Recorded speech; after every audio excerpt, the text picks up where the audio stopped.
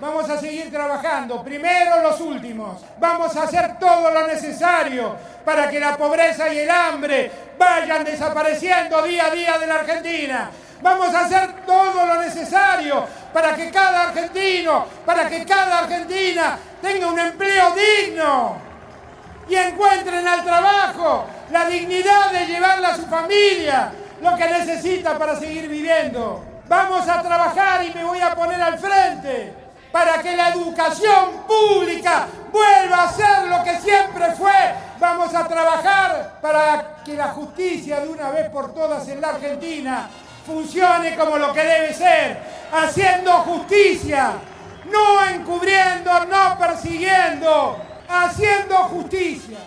Deben ser los gorilas, deben ser, que andarán por allí, deben ser los gorilas, deben ser, que andarán por aquí. Regresamos a De Esto No Se Habla en 88.7 en Radio de la Azotea y con nuestro gran placer presentamos a Franco Mares, amigo y compañero. ¿Cómo le va, Franco? Muy bien, Rubén. Acá estamos con la grata tarea de hablar de historia, que es lo que nos apasiona, nos gusta, poder transmitir y que la gente se apropie de los conocimientos.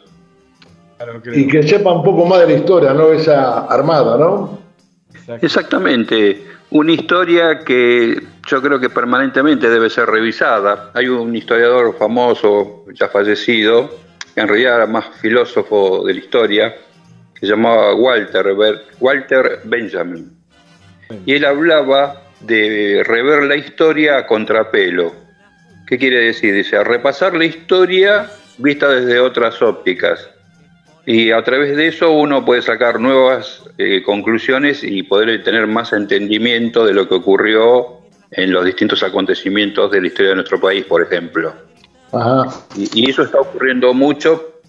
Se ha tomado como una categoría de lo que se denomina movilizaciones populares, de las clases populares, y se han aplicado a distintos periodos de la historia, al periodo colonial, al periodo de la época del rosismo, de la generación del 80 y del siglo XX. Y es muy interesante porque ahí aparecen las perspectivas que tienen los políticos de cada época y uno puede entender cómo se movió, cómo interpretó la dirigencia política los distintos momentos de las necesidades y sentires de las clases populares. O sea, hay toda una rama de la historia que se ocupa de esto. Y yendo a este tema, volviendo a ubicarnos en el contexto histórico nuestro, que era, por ejemplo, una cosa que genera mucha discusión, polémica, interés, que es el golpe del 55, digamos, cómo se interrumpe ese proceso de las clases populares que habían tenido un protagonismo y habían constituido un marco jurídico como es la Constitución del 49, va a ser derrocado por las fuerzas del país de donde habían surgido, digamos, por las Fuerzas Armadas de ese mismo país, al punto de ser el caso inédito de que una fuerza aeronaval debuta bombardeando su propia casa de gobierno y la gente que estaba en los alrededores con el objetivo de matar a un presidente. Entonces, acá aparece buscar la explicación de los porqués.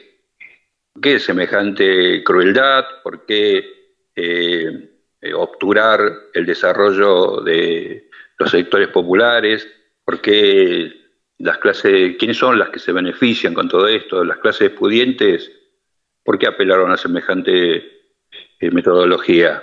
Y eso vamos a ver que es como una constante que aparece después del 55, va a aparecer también en el 62, en el 66, en el 76, que va a ser su máxima expresión.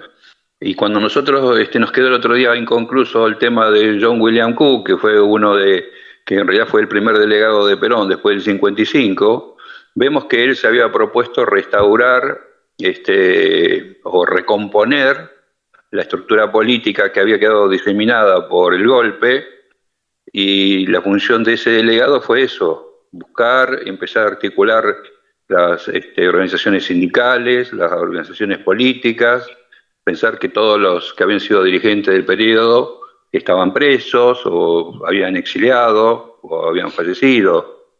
Bueno, eso es más o menos lo que estábamos viendo el otro día.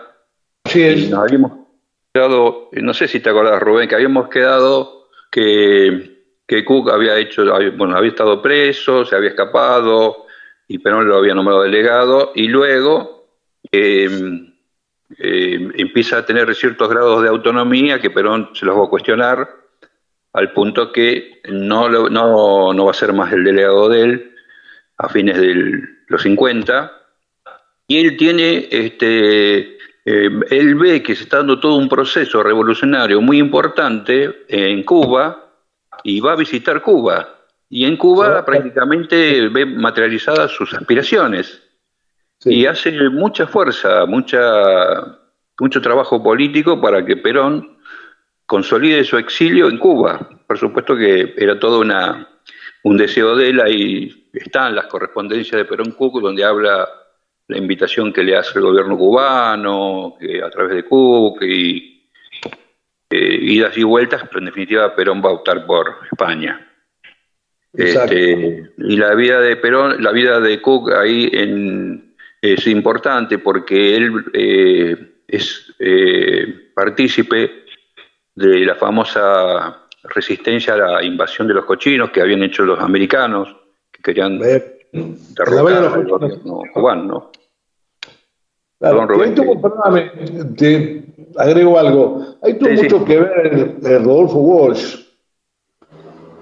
¿Qué tuvo que ver? Claro, él tuvo mucho que ver en la resistencia y sabía el gobierno cubano, porque Rodolfo Walsh desencripta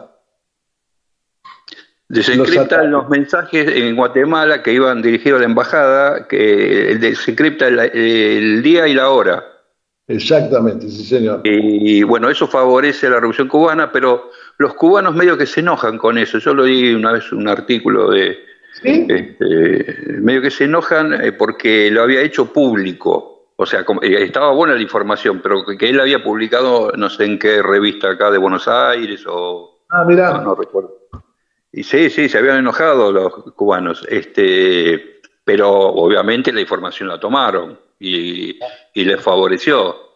Pero también esa expedición que habían hecho los americanos estaba plagada de errores. Por ejemplo, decía que tenían que atacar a las 6 de la mañana el aeropuerto X, pero era a las 6 de la mañana con el uso horario de, supongo, Los Ángeles, no el que corresponde a Cuba. Entonces tenían un matete desde lo táctico muy, muy complejo, que eso hizo que, por ejemplo, cuando las fuerzas cubanas empiezan a defender la costa, no tienen apoyo aéreo, y lo que encuentran en el aire son los aviones cubanos, que los frenan. O sea, esos errores fueron determinantes para que ganaran. Bueno, pero la vida de Cook en todo ese periodo está muy documentada. Hay fotos de él con el traje del ejército y la mujer de él, Alicia Guren, que también el otro día comentaba con otro compañero que parece que ella fue la inspiradora de un grupo que se llamó Los Uturuncos, que vos lo debes recordar, Rubén. Sí, cómo no. Que tuvieron escasa, digamos, trascendencia, pero aparecieron en la historia como una irrupción porque se definían partidarios del régimen que había sido derrotado. Y resulta que era un grupo muy pequeño y con poco adiestramiento, y además respondía a una realidad, a una metodología que era hacer lo que se llamaba la guerrilla rural, que era una cosa, recién en los inicios del 60, era muy, bueno, en el 59 en realidad fue esto, fue muy fácil de reprimir por parte del ejército. Eso fue en Tucumán, si mal no me acuerdo, ¿no, Julio? Tucumán, y había otra columna que era de pibes muy adolescentes, según leí hace poco, que no tenían experiencia política, o sea, eran muy, digamos, muy poco formados. No tenían mucha conducción política, eran jóvenes, eran muy jóvenes, pero sí tenían un sentimiento antidictatorial, por supuesto. Y cayeron presos. Había uno que que le llamaban el comandante Puma, que se llamaba Juan Carlos Díaz. Eso fue lo que más o menos quedó claro. Pero después ese grupo quedó desarticulado totalmente. Hay una reedición en el año 68 con lo que se llamó las Fuerzas Armadas Peronistas, el intento de Tacorralo, porque fue un intento, se desembarcó, pero cayeron muy rápido, muy pronto, por problemas internos y otra porque la gente empezó a asustarse porque en la zona creía que estaba lleno de contrabandistas y actúa la gendarmería, bueno, se desarticula el grupo también. Ahí estaba uno conocido, muy conocido, que falleció hace pocos años, yo no sé si hace poco, Cacho el Cadri, no sé si lo recordás. Claro. Sí, sí. Bueno, era también de ese intento rural en Tucumán, pero que no prosperó tampoco. No. Y bueno, y casualmente en ese año, Cuco está en un estado avanzado tiene cáncer, está muy, muy deteriorado, dejó algunos libros importantes como La militancia en el pueblo, y hay otro libro famoso que escribió él. Era muy verborrágico y eso se llevaba a la escritura, ¿no? Es muy interesante. Tiene la famosa frase que el peronismo es el hecho maldito del país burgués. Eso se repite mucho en el mundo de la política. Sí, sí. Frase famosa fue esa. Sí, era disruptiva esa frase. Claro.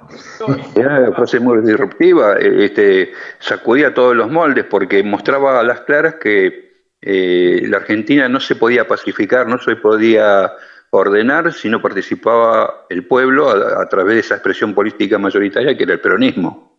Y eso se vio todo en lo que ya nosotros le hablamos mitológicamente la resistencia peronista, ¿no? Que fue una época muy, muy muy densa, de formación, de entrega, de heroísmo. Fue una época muy, muy concreta de lucha para que volviera Perón como volvió en junio del 73, ¿no? Okay. Está bien. Bueno, gracias, Franco. Nos volvemos a encontrar el jueves que viene. Bueno, cómo no. Gracias. Ya volvemos. Rubén, Julio. 28.7 en Radio La Azotea. Debe ser los gorilas, debe ser. Que andarán por allí. Debe ser los gorilas, debe ser. Que andarán por aquí.